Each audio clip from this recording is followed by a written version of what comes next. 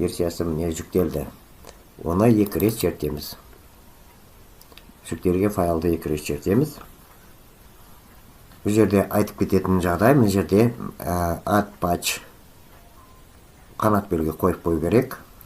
Download вкладкасын басамыз.